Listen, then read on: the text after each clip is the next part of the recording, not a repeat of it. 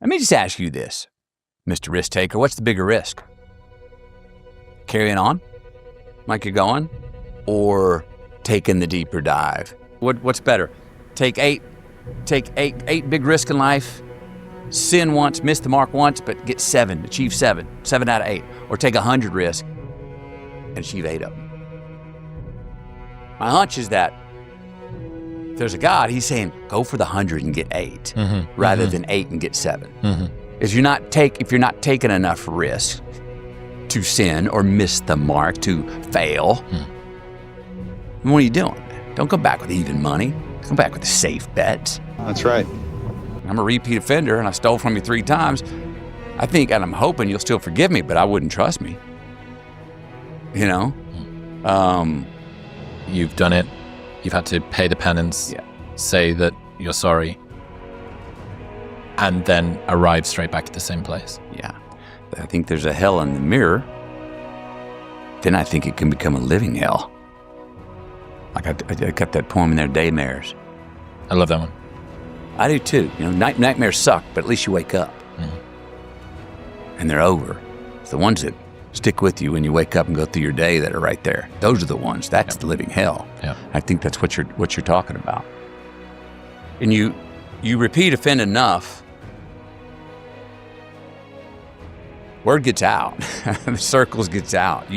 People doubt you on your approach. They're like, yeah, but don't do this for this guy. I mean, all of a sudden, you're going places and you got to look over your shoulder. You got to see who's there that I didn't pay back. Who do I owe? What bridge did I burn? What person did I betray to get where I am? That's a life. That's a living hell. If you no longer trust you, yep, I don't keep my own word. I know that I'm not a trustworthy person. I keep making promises to myself and to other people, and I keep on breaking them. I keep doing something that hurts other people or the same person. They don't trust me anymore, and I don't trust me anymore. Sometimes you can do everything right and still not get the result that you wanted, and that seems like a really tough pill to swallow for people. I think that's why people become uncomfortable with fully feeling their emotions. I'm in no way foolish enough to think that everybody out there is on their best behavior. No, me neither. But I'm not ready for just, hey, however you can pull it off and however many people you crumple along the way, there ain't no rules, regulations. Oh, and actually, if you do follow the rules, you're a sucker.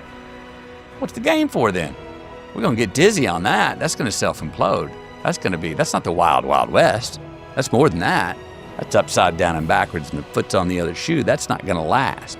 That doesn't have any long-term ROI for us personally or collectively as humanity, I don't think. So we've got to police that ourselves. You know? And I think that's my hunch, is that we start with that. Everyone, no matter how much they're thinking globally or collectively, it all starts with something very, very personal. And that's where a revolution could begin. A revolution of evolution would begin, that each person goes, I'm going to go one step further. As I talk about, to salvage my character, or one step further before I pull the parachute, quit. I think that's how could really inch forward and evolve in a way. Tomorrow is not today's measurement when the misery is bad enough, right? These people don't have to the suffering consideration.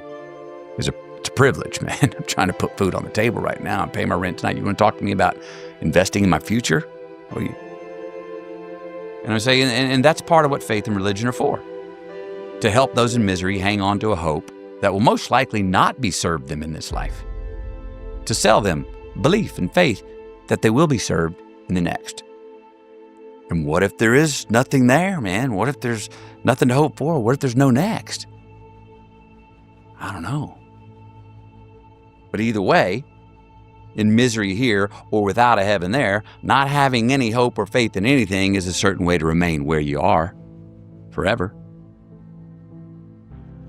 But if you can find something that you can keep going, something that no matter how small, to look forward to and continually have faith in and chase, well, then your life here is going to be better now.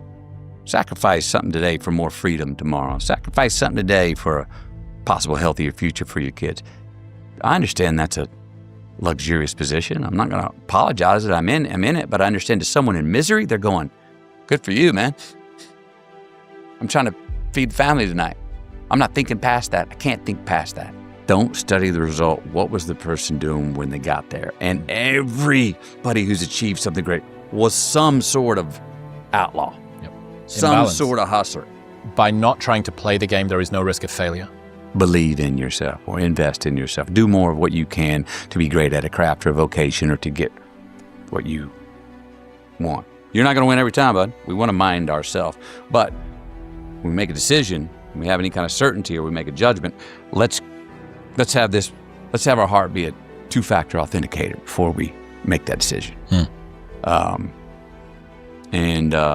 That goes for the compassionate side. That also goes for the consequences and of saying the buck stops here with ourselves and others. I need to calm my brain to have half the thoughts per hour, 50% of the neural fragments, and therefore twice the power. And one doubly meaningful story with half the words. Sometimes the snaps, it's too much. It's all treble. And if everything is significant, you're like, you miss the main thing. I'm missing, so focused on the drop, I didn't realize it was raining. It's the forest for the tree thing.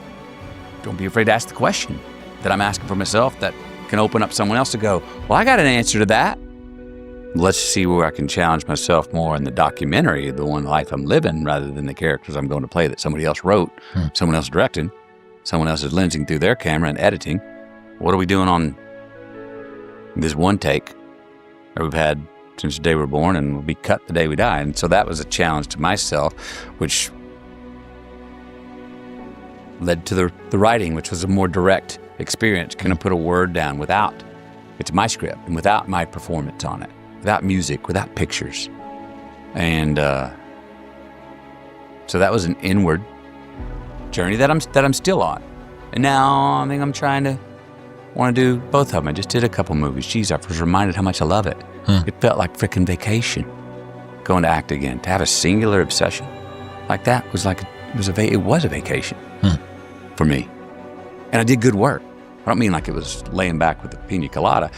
I would get in what I wanted done each day and collaborate with somebody that I like to collaborate with and building this thing and building a character within a movie and being done. I was like, that was so much fun. That felt like a vacation, much more so than the 2 months I just spent in Europe. It felt like more of a vacation than that, which has led me to question myself, maybe I need to learn how to vacation differently. A good man's not looking for trouble, you know? But if it comes, and if he or something he cares about and loves were susceptible, being trespassed on by trouble, a good man does what he can to do to stop that. Well, what does masculinity mean? How and where can I be relied upon? That gives me dignity to be relied upon. That gives me significance. If men have a problem, it is treated in a very, very unique way. Anybody else on the planet has a problem, we say, what can we do to fix society? But if men have a problem, we say, what is it men are doing where they don't fix themselves? And this is just a price that we need to pay. As guys, it's a price we need to pay. I've kind of given up on fighting against it. Confidence. I make a big plan. I write something out, a plan for the day, the week, an event, a circumstance, a scene. I write out all this stuff, what my incentives are, what I want to do, what I hope comes from this, and I shut that. And a year later, I do that scene, or I'm at that event.